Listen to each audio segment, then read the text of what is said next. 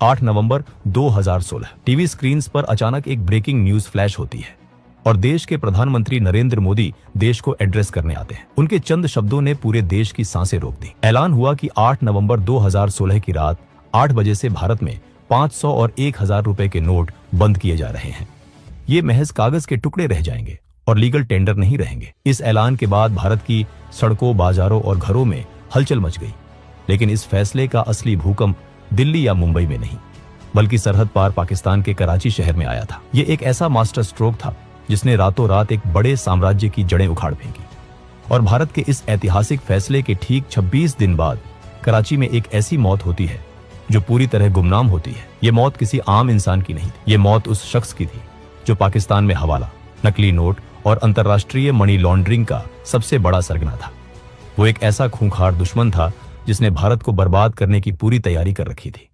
साल 1947 का वो दौर जब भारत और पाकिस्तान का बंटवारा हो चुका था। लाखों लोग अपना घर, अपनी जमीन और अपना सदियों पुराना कारोबार छोड़कर नई बनी सरहदों को लांघ रहे थे। इस उथल पुथल के बीच गुजरात का एक व्यापारी परिवार भी अपना सब कुछ छोड़कर पाकिस्तान की जमीन पर कदम रख रहा था। उस परिवार के मुखिया थे अब्दुल सत्तार खनानी। अब्दुल सत्तार गुजराती मेमन कम्युनिटी से ताल्लुक रखते थे, एक ऐसा कम्युनिटी जिसके बारे में कहा जाता है कि व्यापार उनके खून में दौड़ता है।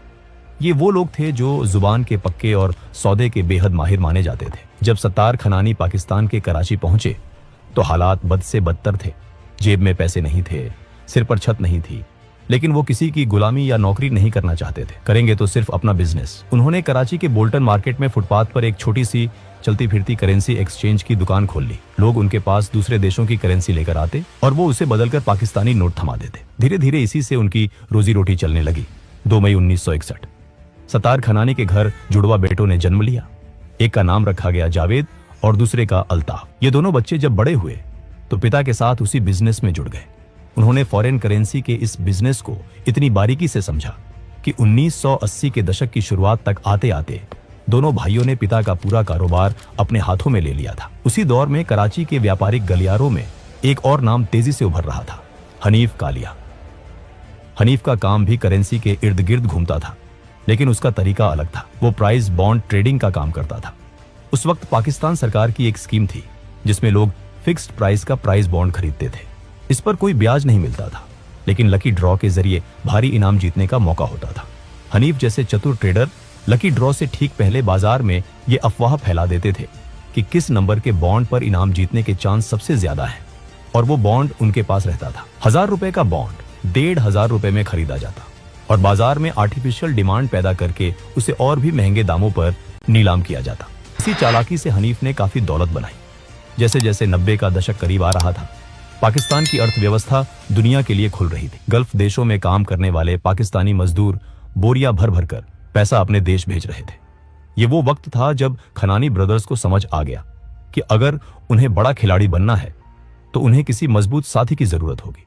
उनकी नजर हनीफ कालिया और उसके बेटे हुजैफा पर पड़ी, जिनके पास पैसा भी था और पहचान भी। अल्ताफ और जावेद ने हुजैफा के साथ मिलकर एक सीक्रेट मीटिंग की। जावेद ने हुजैफा को कहा, हुजैफा, अगर हम इस बिखरे हुए बाजार को एक कर ले तो पूरा पाकिस्तान हमारी मुट्ठी में होगा। हुजैफा ने भी हामी भरी। दोनों परिवारों ने हाथ मिला लिया और यहीं से नींव पड़ी खनानी एंड कालिया इंटरनेशनल KKI की। शुरुआत में KKI कराची के बोल्टन मार्केट में एक साधारण सी फॉरेन करेंसी की दुकान लगती थी, लेकिन जावेद खनानी ने पाकिस्तान के अंदर का पूरा काम संभाला, जबकि अल्ताफ खनानी दुबई के लिए रवाना हो गया। अल्ताफ ने दुबई, लंदन, न्यूयॉर्क और टोरंटो में अपने आदमी बिठा दी। देखते ही देखते पाकिस्तान के फॉरेन एक्सचेंज मार्केट का 40% हिस्सा इस एक कंपनी के कब्जे में आ गया। बाहर से ये एक व्हाइट कॉलर कंपनी थी, लेकिन अंदर हवाला का वो काला कारोबार चल रहा था, जिसने बड़े बड़े राजनेताओं और अफसरों को इनका गुलाम बना दिया था। कराची में एक आदमी जावेद को नोटों से भरा बैग देता और चंद मिनटों में दुबई में अल्ताफ का आदमी उतनी ही रकम किसी और को सौंप देता। मेमन कम्युनिटी के इस उसूल की जुबान दे दी तो मुकरेंगे नहीं ने खनानी ब्रदर्स को अंडरवर्ल्ड का सबसे भरोसेमंद बैंकर बना दिया था। काले धन को सफेद करने का ये सबसे बड़ा वॉशिंग मशीन बन चुका था। साल 1993 मुंबई। एक के बाद एक हुए कई बम धमाकों ने भारत की रूह कपा दी थी। इन धमाकों का mastermind underworld don Dawood Ibrahim Bharat से फरार होकर दुबई और फिर पाकिस्तान की खुफिया एजेंसी ISI की पनाह में पाकिस्तान पहुंच चुका था। ISI का मकसद साफ था, इस शैतान को अपने यहाँ पालना और भारत के खिलाफ खूनी साजिशें रचना। दाऊद के पास नशे, हथियारों की तस्करी और एक्सटॉर्शन का बेहिसाब पैसा था, लेकिन उस दौलत का क्या फायदा जिसे वो अपने गुर्गों तक ना पहुंचा सके। दाऊद को बैंक सिस्टम से बाहर एक ऐसे रास्ते की तलाश थी जहां से वो बिना कोई सुराग छोड़े करोड़ों डॉलर दुनिया के किसी भी कोने में भेज सके। दाऊद की यही तलाश खत्म हुई खनानी ब्रदर्स के दरवाजे पर। कराची के एक आलीशान और खुफिया बंगले में दाऊद और खनानी ब्रदर्स की पहली मुलाकात हुई। दाऊद ने अल्ताफ से कहा, मेरे पास वो ताकत है जो हुकूमतों को हिला सकती है, लेकिन मुझे उस ताकत को पूरी दुनिया की नसों में दौड़ाने के लिए तुम्हारा ये हवाला नेटवर्क चाहिए। बदले में तुम्हें इतनी दौलत मिलेगी जितनी तुमने कभी ख्वाब में भी नहीं सोची होगी। अल्ताफ और जावेद, जिनकी आंखों में सिर्फ पैसे की भूख थी, उन्होंने बिना एक पल गवाए दाऊद से हाथ मिला लिया।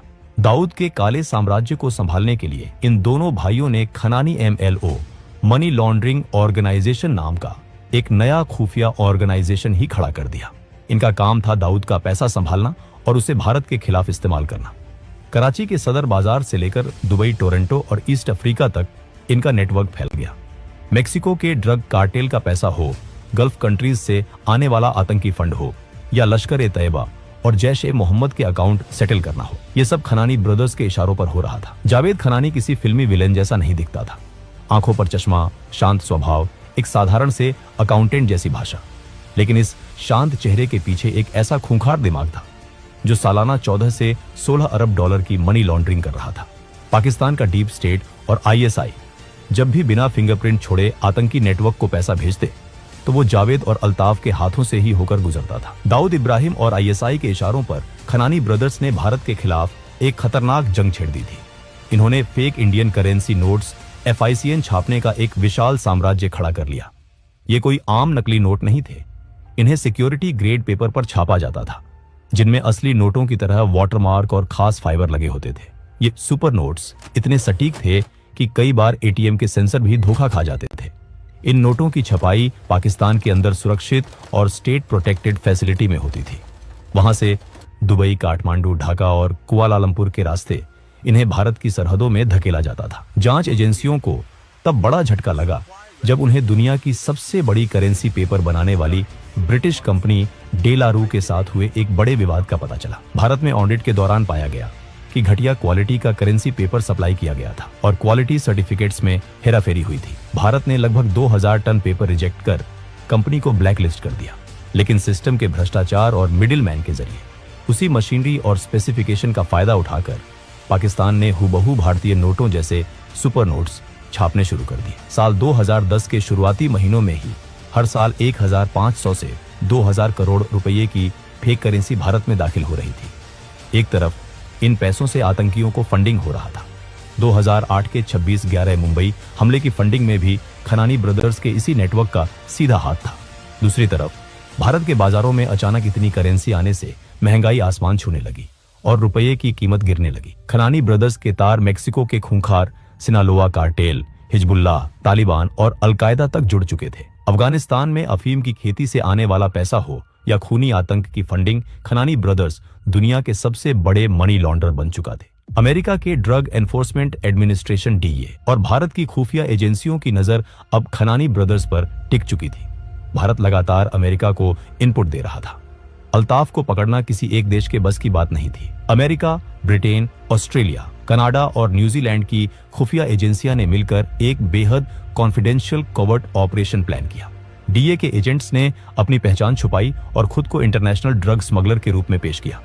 नकली पहचान और नकली कहानियों के साथ उन्होंने अल्ताफ के नेटवर्क से कांटेक्ट किया। कई हफ्तों की एन्क्रिप्टेड बातचीत के बाद एक अंडरकवर एजेंट ने स्काइप पर अल्ताफ से कहा, अल्ताफ भाई, हमारे पास करोड़ों डॉलर का ड्रग मनी पड़ा है, इसे वाइट करना है। कमीशन की फिक्र मत करो, जो मांगोगे मिलेगा। अल्ताफ ने हंसते हुए जवाब दिया, पैसा चाहे खून से सना हो या कोकीन से, खनानी की मशीन से निकलेगा तो एकदम पाक हो जाएगा। अल्ताफ को जरा भी भनक नहीं थी कि उसकी हर कॉल, हर एन्क्रिप्टेड मैसेज DEA रिकॉर्ड कर रहा है। टेस्ट के लिए अंडरकवर एजेंट्स ने कुछ पैसा दुबई, ऑस्ट्रेलिया और कनाडा में अल्ताफ के आदमियों को दिया और उम्मीद के मुताबिक वो पैसा अल्ताफ का कमीशन कटने के बाद पूरी तरह वाइट होकर वापस आ गया। अब अल्ताफ के खिलाफ पुख्ता सबूत तैयार थे। DEA ने अपनी आखिरी और सबसे बड़ी चाल चली। उन्होंने अल्ताफ से कहा कि इस बार डील बहुत बड़ी है, इसलिए आमने सामने मिलना होगा। जगह तय हुई, पनामा, सितंबर 2015। जैसे ही मनी लॉन्ड्रिंग का ये बेताज बादशाह पनामा एयरपोर्ट पर उतरा, अमेरिकी एजेंसियों ने उसे चारों तरफ से घेर लिया और गिरफ्तार कर लिया। मियामी की जेल में उसे ठूंस दिया गया। भारत के लिए ये एक बहुत बड़ी जीत थी, क्योंकि इस पूरे ऑपरेशन के पीछे भारतीय खुफिया एजेंसियों के दिए गए इनपुट का बहुत बड़ा हाथ था। अमेरिका ने खनानी एमएलओ को पूरी तरह तबाह कर दिया और उसके पूरे परिवार को ब्लैकलिस्ट कर दिया। अल्ताफ अमेरिका की जेल में सड़ रहा था, लेकिन पाकिस्तान में बैठा जावेद खनानी अब भी हजारों करोड़ की फेक इंडियन करेंसी छापकर अपने गोदामों में भर चुका था। दाऊद और आईएसआई की ये करेंसी बस भारत की सरहदों में घुसने ही वाली थी, लेकिन इस बार उनका सामना एक नए भारत से था। नई दिल्ली के एक बेहद सुरक्षित कमरे में देर रात एक अहम बैठक चल रही थी। कमरे में मौजूद थे देश के प्रधानमंत्री Modi, national security advisor Ajit Doval और कुछ बेहद चुनिंदा खुफिया अधिकारी। अजित डोभाल ने प्रधानमंत्री मोदी से कहा, सर, जब तक पाकिस्तान के प्रिंटिंग प्रेस में छप रहे ये 500 और 1000 के नकली नोट भारत की इकोनॉमी में खपते रहेंगे, तब तक आतंकवाद को खत्म करना नामुमकिन है। एक ऐसा फैसला लिया जाना चाहिए जो इतिहास के पन्नों में हमेशा के लिए दर्ज हो जाए। 8 नवंबर 2016 रात के करीब 8 बज रहे थे। भारत के प्रधानमंत्री नरेंद्र मोदी टेलीविजन स्क्रीन